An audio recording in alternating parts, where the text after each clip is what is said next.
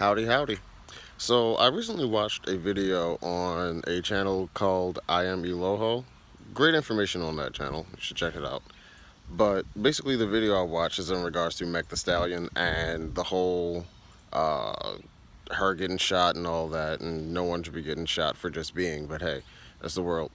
Um, but the main reason I'm making this is because there's just a huge culture, not even just in this situation, but all over the world, especially for women, and it's particularly black women. There's this whole victim blaming thing, and it's so confusing to me. It's like people put so much more energy into the person who received the damage, received the pain, the hurt, the trauma, instead of the people actually doing it. It's like if I were to say, hey, I left my car door open and someone ran up and stole my car or something, let's say that. People would first say to me, well, why would you leave your car open? Why would you leave it unlocked? Why would you leave it running? Which these are valid questions, but how about where are the people saying, hey, why is it okay to steal cars now? Why is it okay to just destroy someone's mode of transportation? Like, where are all those people? Where are these people at to ask that question? Like, why is the crime committed? It's just like, well, it's just a given. People are going to commit crime. So, if you don't defend yourself against that, that's your fault. And it's like, no, fuck the people who are just committing atrocities to people. How about that? Like, it doesn't. It's like when you hear, like, rape victims. Oh, well, and I'm not going to get into that whole bullshit of, well, males get sexually assaulted too. Yes, they do. But to scale it in the same way to say it's equal among women and men is just bullshit. So anyway, you hear, oh, well, what was she wearing? First of all, does it fucking matter? Does it fucking matter what someone's wearing? A woman could walk down the street naked. Doesn't mean like she's just inviting people to fuck her, does it? Like, really? Okay. That's the dumbest shit in the world. You have people out here saying that the reason she got shot is because she rejected him, or uh, she didn't want to hang out with some like, what kind of mental backflips? Y'all should go for the Olympics, because these gymnastics are crazy. But what kind of mental backflips are you doing to just blame people in hindsight? And that's the crazy thing. Like, well, you should have known. Okay, you could know somebody for like 10 years and they've never done any type of giving you a red flag of any kind, and then they just do something crazy, and then someone will walk up to you and say, oh, well, you should have known. Okay, well, how? Okay, let's think about that. How many days, how many interactions does it take to actually know somebody? There's no set answer. Like, people, like, it doesn't make any fucking sense to me.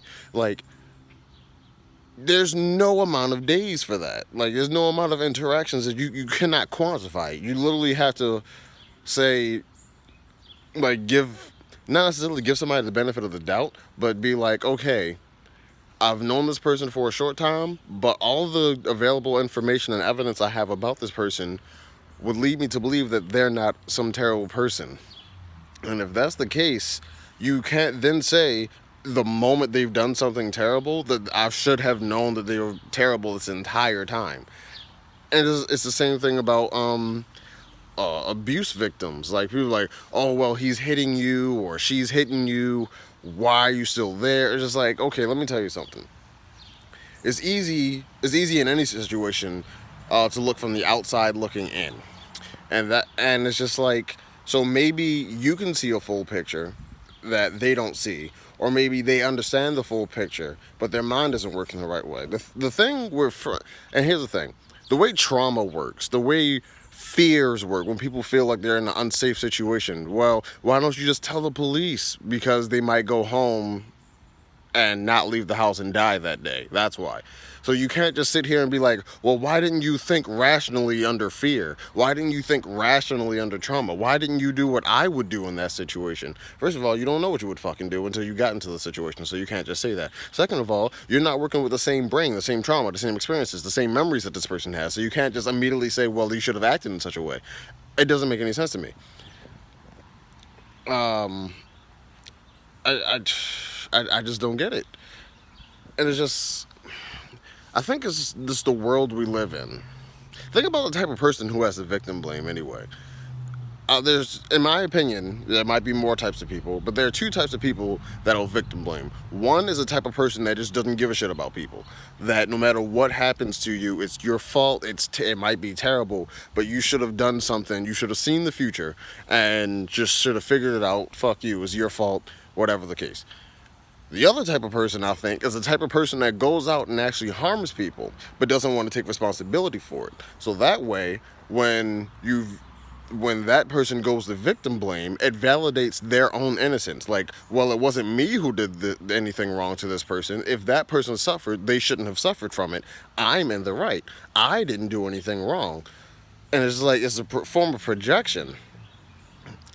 It's just so crazy to me. I don't want this to be 18 minutes like the other two, but I'll keep it short. It's just like, I don't understand the victim blaming.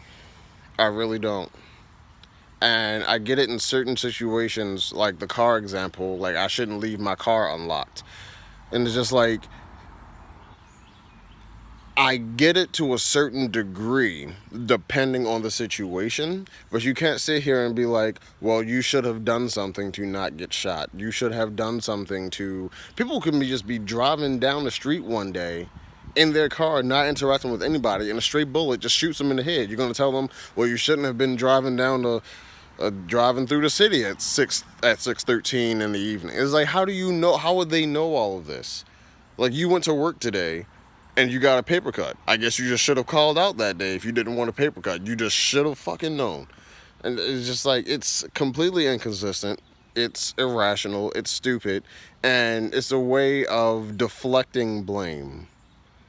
Because I feel like, especially if there are people who are victim blaming, if they see themselves and the person that's the assaulter, or the person who, the culprit, for lack of a better word, if you see yourself in that person, the moment you start to say that the culprit, the person who did something wrong, is in fact wrong, now you're looking at yourself like, oh shit, that would mean I was wrong when I did that, and that couldn't possibly be the case. So I guess it's the victim, yup, it's the victim, and it's stupid. But I don't know. That's really all I got much to say on that. It just doesn't make sense to me. Um, I just don't get it. I don't get it. Somebody explain. Somebody explain it to me. All right. Marcus out.